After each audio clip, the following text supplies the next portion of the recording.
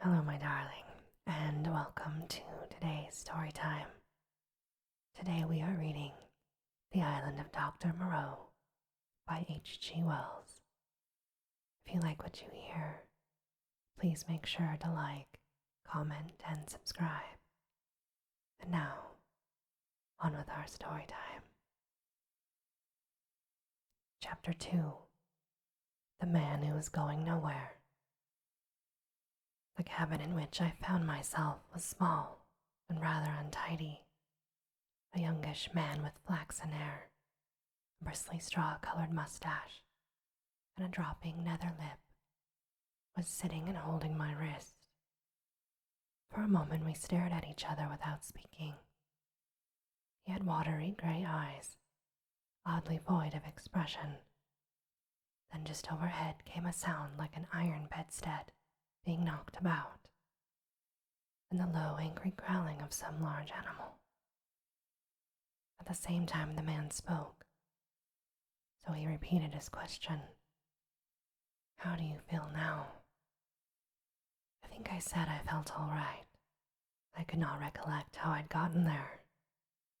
He must have seen the question in my face, for my voice was inaccessible to me. "You were picked up on a boat, starving. The name of the boat was the Lady Vane, and there were spots of blood on the gunwale." At the same time my eye caught my hand, so thin that it looked like a dirty skin purse full of loose bones, and all the business of the boat came rushing back to me. "Have some of this," he said, and gave me a dose of some scarlet red stuff on ice. It tasted like blood. It made me feel stronger. "You were in luck," he said, "to get picked up by a ship with a medical man aboard." He spoke with a slobbering articulation, with the ghost of a lisp. "What ship is this?" I said slowly, hoarse from my long silence. "It's a little trader from Africa and Cayo. I never asked where she came from in the beginning. Out of the land of born fools, I guess. I am a passenger myself, from Africa. The silly ass who owns her, he's captain too, named Davies. He's lost his certificate or something. You know the kind of man. Calls the thing Ipecacuanha, of all silly infernal names. But when there's as much at sea, without any wind, she certainly acts accordingly." Then the noise overhead began again, a snarling growl, and the voice of a human being together. Then another voice, telling some heaven-forsaken idiot to desist. "You were very nearly dead," he said. "It was a very near thing indeed. But I've put some stuff into you now. Notice your arms sore. Injections. You've been insensible for nearly 30 hours. I thought slowly. I was distracted now by the yelping of a number of dogs. "Am I eligible for solid food?" I asked. "Thanks to me," he said. "Even now the mutton is boiling." "Yes," I said with assurance. "I could eat some mutton." "But," he said with a momentary hesitation, "you know I'm dying to hear of how you came to be alone in that boat. But what is that howling, right?" I thought I detected a certain suspicion in his eyes. He suddenly left the cabin, and I heard him in violent controversy with someone, who seemed to me to talk gibberish in response. The matter sounded as though it ended in blows, but I think my ears were mistaken. Then he shouted at the dogs and returned to the cabin. "Well," he said in the doorway, "you were just beginning to tell me your story." I told him my name, Edward Prendick, and how I had taken to natural history as a relief from the dullness of my comfortable independence. He seemed interested in this. "I've done some science myself. I did my biology at University College, getting out of the ovary of the earthworm and the radula of the snail and all that. But that's been 10 years ago. But go on now. Tell me about your boat. He was evidently satisfied with the frankness of my story, which I told in concise sentences enough, for I felt horribly weak. And when it was finished, he reverted at once to the topic of natural history and his own biological studies. He began to question me closely about Tottenham Court Road and Gower Street. Is Caplatzy still flourishing? What a shop that was. He had evidently been a very ordinary medical student and drifted incontinently to the topics of music halls. He told me some anecdotes. Left it all, he said. 10 years ago. How jolly it all used to be. But I made a young idiot of myself. Played myself out before I was 21. I dare say it's all different now, but please excuse me. I must go talk to our idiot of a cook and see what he's done to your mutton. The growling overhead had renewed so suddenly and with so much savage anger that it startled me.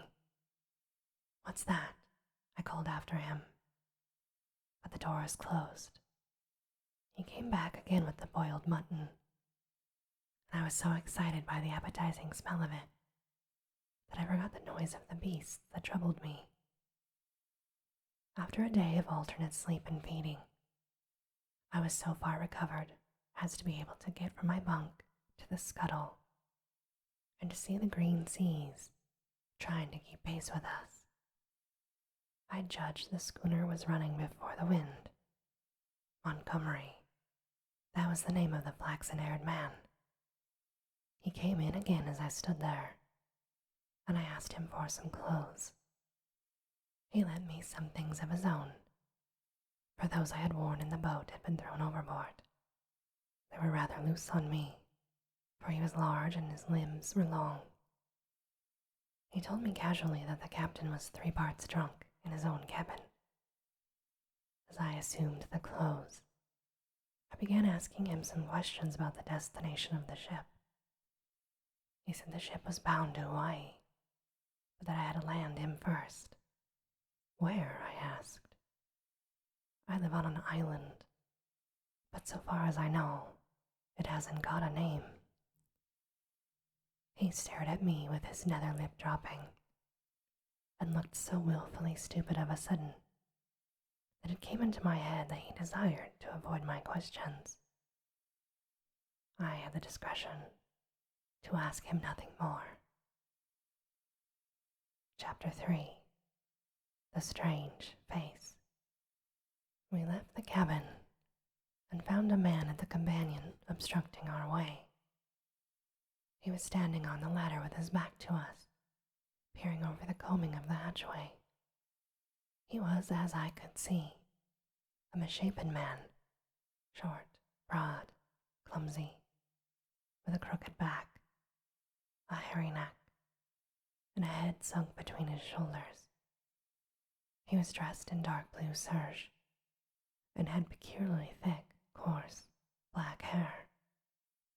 I heard the unseen dogs growl furiously, and forthwith he ducked back, coming into contact with the hand I put out to fend him off for myself. He turned with an animal swiftness.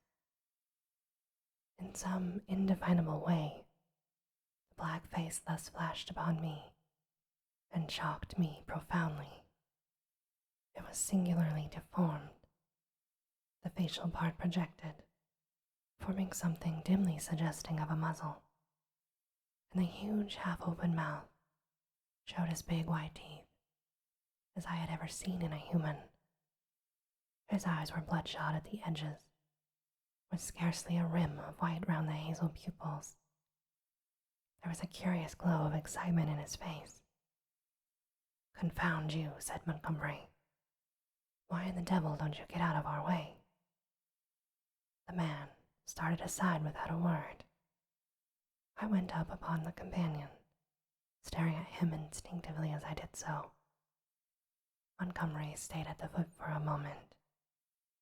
"You have no business here, you know," he said in a deliberate tone. "Your place is forward." The man cowered. They won't let me forward." He spoke slowly, with a strange, hoarse quality in his voice. "They won't have you forward," said Montgomery. His voice was menacing. "But I tell you to go." He was on the brink of saying something further, then looked up at me suddenly and followed me up the ladder. I had paused halfway through the hatchway, looking back, still astonished beyond measure at the grotesque ugliness of this man, this creature. I had never beheld such a repulsive and extraordinary face before, and yet, if the contradiction is credible, I experienced at the same time an odd feeling that in some way I had already encountered exactly the features and gestures that now amazed me.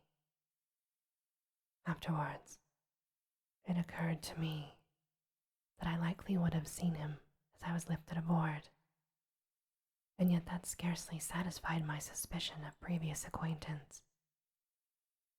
Yet how could one have set eyes on so singular a face, and yet have forgotten the precise occasion? This passed my imagination.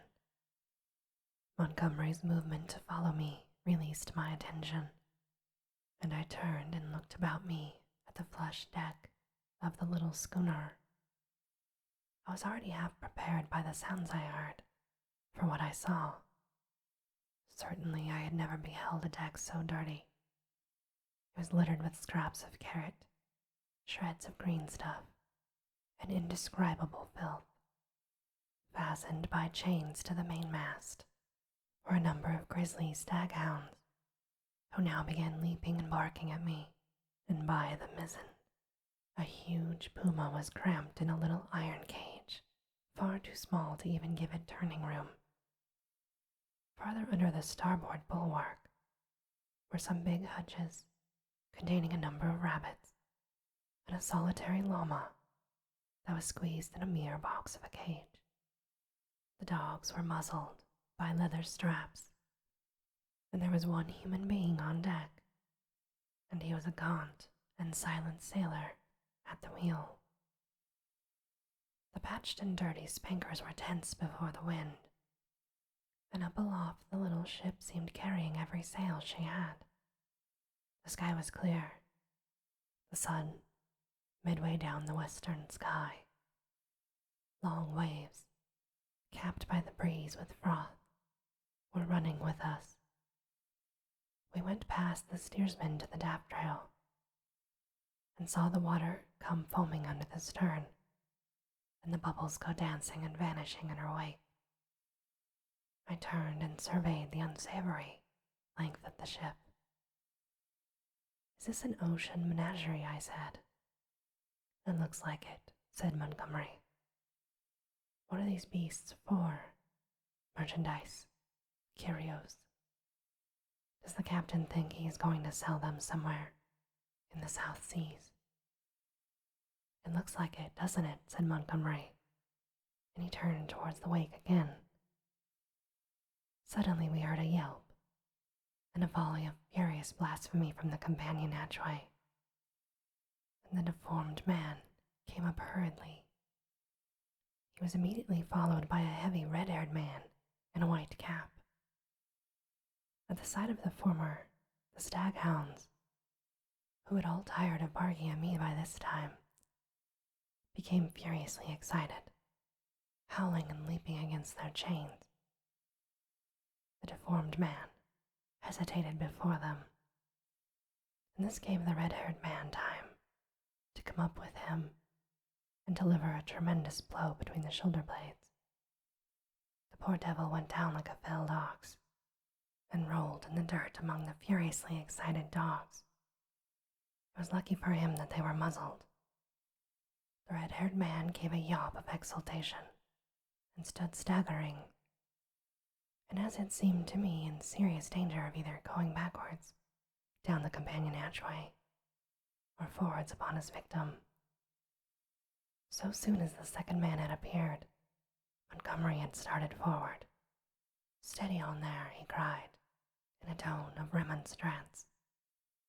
A couple of sailors appeared on the forecastle. The deformed man, howling in a singular voice, rolled about under the feet of the dogs. No one attempted to help him. The brutes did their best to worry him, butting their muzzles at him. There was a quick dance of their lithe, gray-figured bodies over the clumsy, prostrate figure. The sailors forward shouted, as though it was admirable sport. Montgomery gave an angry exclamation and went striding down the deck, and I followed him. The deformed man scrambled up and staggered forward, going and leaning over the bulwark by the main shrouds, where he remained, panting and glaring over his shoulder at the dogs. The red-haired man laughed, a very satisfied laugh. "Look here, Captain," said Montgomery. He gripped the elbows of the red-haired man. "This will not do." I stood behind Montgomery. The captain came half round and regarded him with the dull and solemn eyes of a drunken man. "What won't do," he said, and added, after looking sleepily into Montgomery's face for a moment, "Blasted sawbones." With a sudden movement he shook his arms free, and after 2 ineffectual attempts, stuck his freckled fists into his side pockets. "That man's a passenger," said Montgomery. "I'd advise you to keep your hands off of him." "You can't tell me what to do," said the captain loudly. He suddenly turned and staggered towards the side. "I do what I like on my own ship." I think Montgomery might have left him then, seeing the brute was drunk, but he only turned a shade paler and followed the captain to the bulwarks. "Look you here, Captain," he said. "That man of mine is not to be ill-treated. He has been hazed ever since he came aboard." For a minute, alcoholic fumes kept the captain speechless. "Blasted sawbones" was all he considered necessary to say. I could see that Montgomery had one of those slow, pertinacious tempers that will warm, day after day, to a white heat, and never again cool to forgiveness. And I saw too that this quarrel had been some time growing. "The man's drunk," I said. "You'll do no good here, Montgomery." Montgomery gave an ugly twist to his dropping lip. "He's always drunk. Do you think that excuses his assaulting passengers?" "My ship," began the captain, waving his hand unsteadily towards the cages. "My ship was a clean ship, and look at it now." I agreed it was certainly anything but clean. "Crew," continued the captain. "A clean, respectable crew." "You agreed to take the beasts," said Montgomery. "I wish I'd never set eyes on your infernal island. What the devil? What peace for an island like that? Then, that man of yours understood he was a man. He's a lunatic, and he had no business aft. Do you really think my ship belongs to you?" "Your sailors began to haze the poor devil as soon as I came abroad," said Montgomery. "That's just what he is. He's a devil," said the captain. "An ugly devil. My men can't stand him. I can't stand him. Nor can I stand you either." Montgomery turned away. "You leave that man alone, anyhow," he said. But the captain meant to quarrel now. He raised his voice. "If he comes to this end of the ship again, I'll cut his insides out, I tell you. I'll cut out his blasted insides. Who are you to tell me what I'm to do? I tell you I'm captain of this ship. Captain and owner. I'm the law here, the law and the prophets. I bargained to take a man and his attendant to and from Africa and bring back some animals. I never bargained to carry a mad devil and a silly sawbones. Well, never mind what he called Montgomery. I saw the latter take a step forward and interposed. He's drunk, I said. The captain began some abuse even fouler than before. I turned on him sharply. Shut up, I said. I had seen danger in Montgomery's white face. With that I brought the downpour on myself. However, I was glad to avert what was uncommonly near a scuffle, even at the price of the captain's drunken ill will. I do not think I have ever heard quite so much vile language come in a continuous stream from any man's lips before, though I have frequented eccentric company enough. I found some of it hard to endure, though I am a mild-tempered man, but certainly, when I told the captain to shut up, I had forgotten that I was merely a bit of human flotsam, cut off from my resources, and with my fare unpaid, a mere casual dependent on the bounty or speculative enterprise of the ship. He reminded me of this with considerable vigor, but at any rate, I prevented a fight. And this, my darling, ends our story time for today. As always, I hope that you have very sweet